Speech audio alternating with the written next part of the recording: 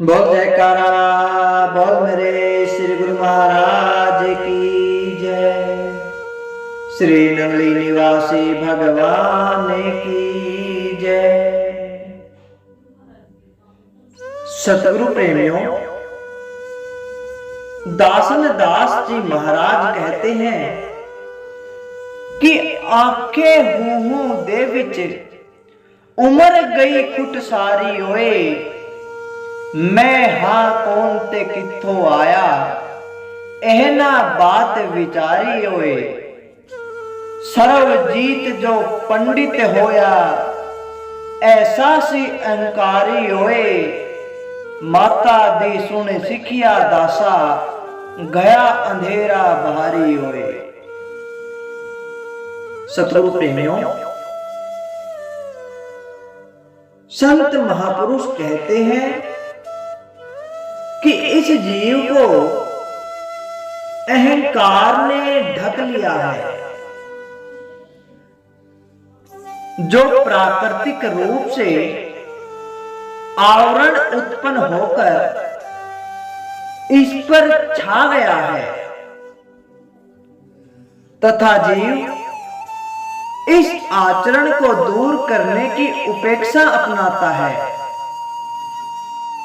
जब यह जीव मां के गर्भ से बाहर आया तो उसे कुछ पता नहीं था कि मेरा मेरी क्या है।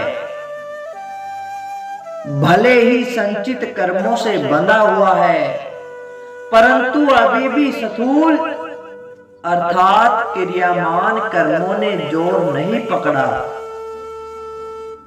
जैसे जैसे थोड़ा बड़ा हुआ, कुछ बुद्धि प्राप्त हुई, तो अपने घर वाले, माता पिता, अन्य संबंधियों को देखा तो पता चला कि यह मेरा घर है, यह सब मेरे अपने हैं, यह माता है, यह पिता है और यह मैं हूं।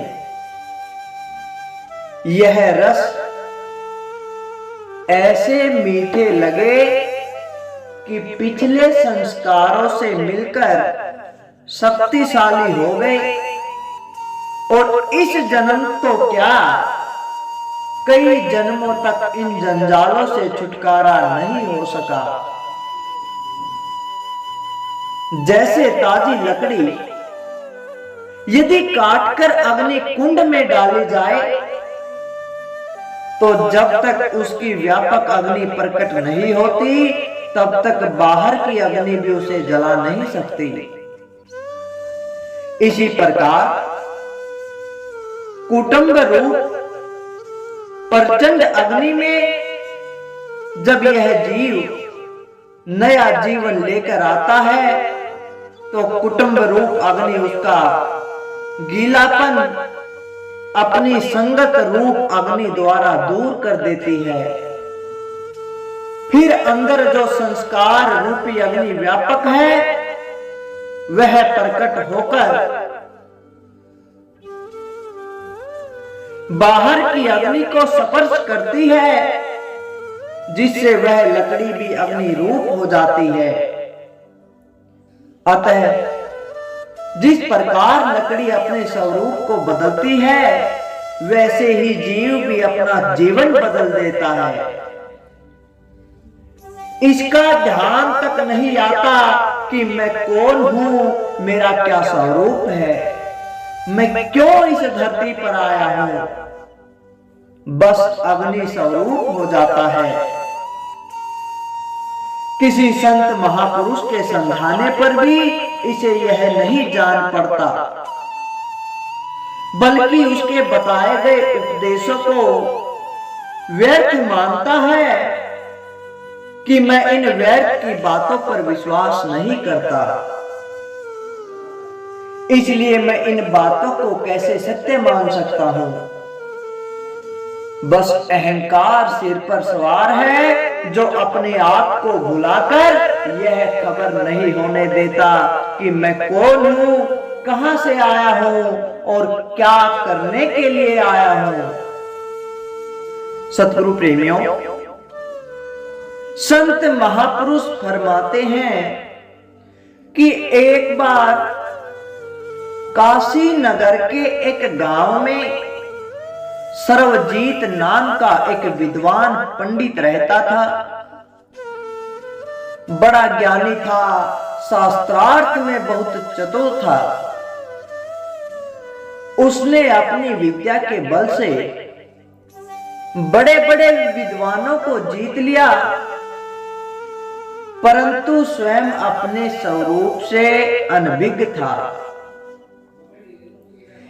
एक महापुरुष ने ऐसे विद्वानों के लिए कहा है जो सारे ग्रंथ वेद पुराण पढ़ लेते हैं किंतु आत्म साक्षात्कार से दूर रहते हैं। कहते हैं कि पढ़ पढ़ उम्र गई खुट सारी, लख जिल्दा टूट गईया, मतलब दी जद बात पूछी वे ते गल्ला कर दे भैया।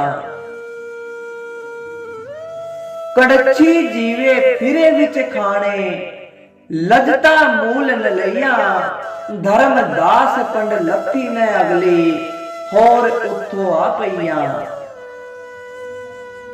इसी प्रकार उस पंडित की दशा थी। अंत में उन्होंने अपना नाम सर्वा से सर्वजीत रख लिया। कहने लगा कि अब मुझे सर्वजीत के नाम से बुलाया जाए। सर्वा नाम मुझे अच्छा नहीं लगता, क्योंकि मैंने इस जगत के सारे पंडित विद्वानों को जीत लिया है। एक दिन उसकी माता ने उससे पूछा कि बेटा, तुमने अपना नाम सर्वजीत क्यों रखा? उसने माता को कहा कि माताजी, मैंने सबको जीत लिया है, इसलिए मैंने अपना नाम सर्वजीत रखा है। इतना सुनकर माता को बड़ी हंसी आई।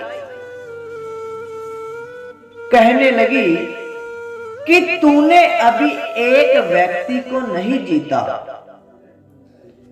यह सुनकर उस सर्वजीत को बड़ा दुख हुआ।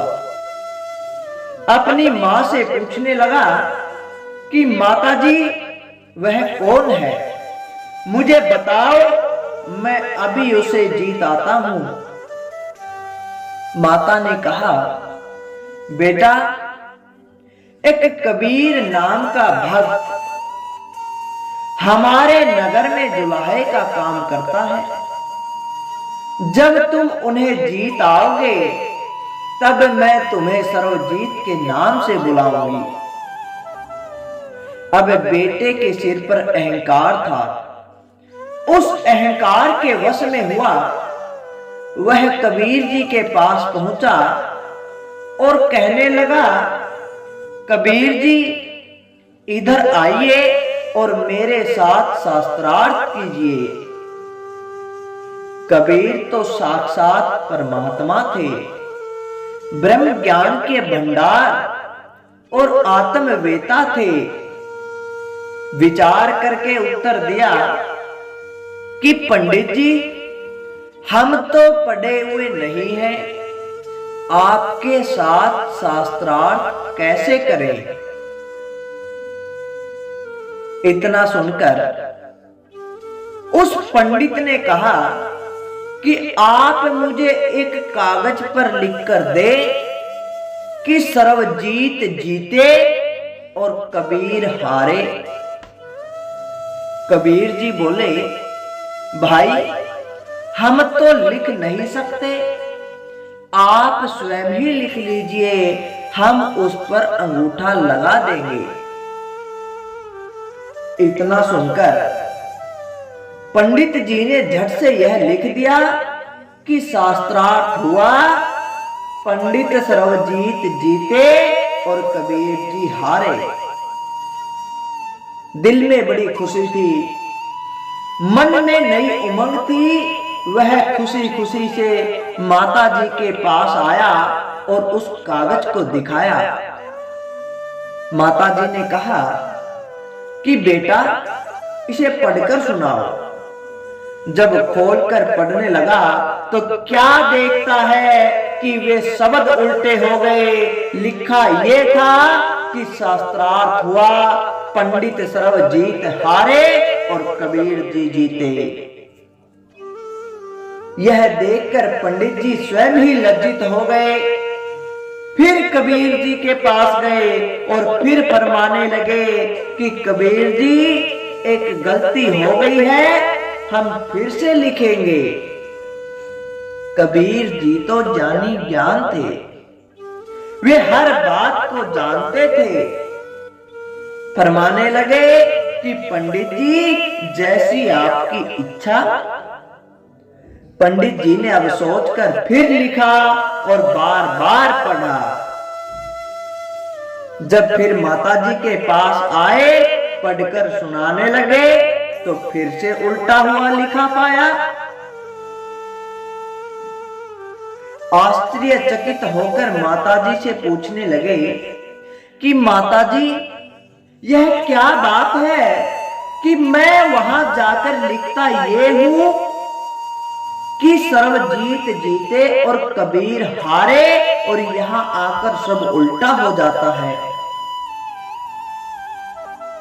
इतना सुनकर माता जी ने उत्तर दिया कि पुत्र, जो जीतने वाली वस्तु है वह कबीर जी ने जीती है, इसलिए उनकी जय हो रही है। पुत्र बड़ा आश्चर्यचकित हो गया। अपनी मां से पूछा कि उन्होंने क्या जीता है। माता जी ने कहा कि उसने हंगता को जीत लिया है, उसने अहंकार को जीत लिया है, जो कोई जीत नहीं सका।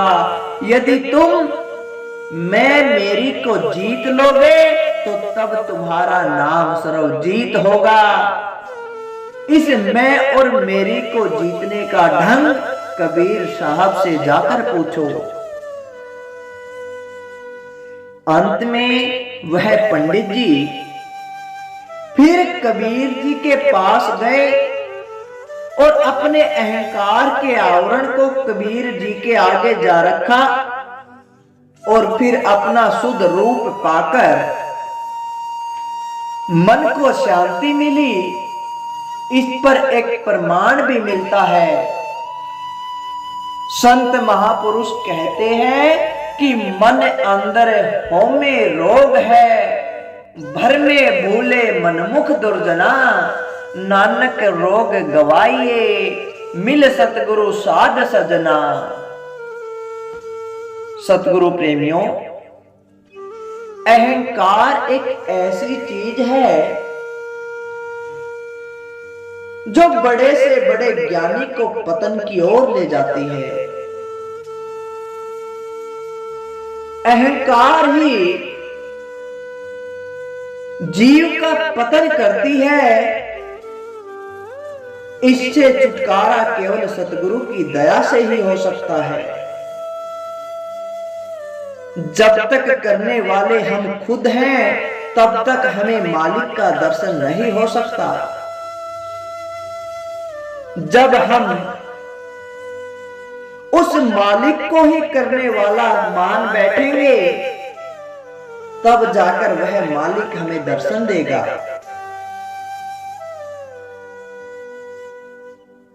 तो सतगुरु प्रेमियों, संत महापुरुष कहते हैं कि जब तक हमारे अंदर से अहंकार नहीं निकलेगा, तब तक हमें आत्म साक्षात्कार नहीं हो सकता। उस मालिक के चरणों में ध्यान नहीं लग सकता। जब हमारे अंदर से खुदी का भाव निकल जाएगा, तब जाकर उस परमात्मा में मिल जाएंगे। तो प्रेमियों, कैसा लगा आपको आज का यह सत्संग? अच्छा लगा तो लाइक करें, ज्यादा से ज्यादा शेयर करें और कमेंट करके हमें जरूर बताएं। बोल जयकारा, बोल मेरे श्री गुरु महाराज की जय, श्री नंगली निवासी भगवान की जय।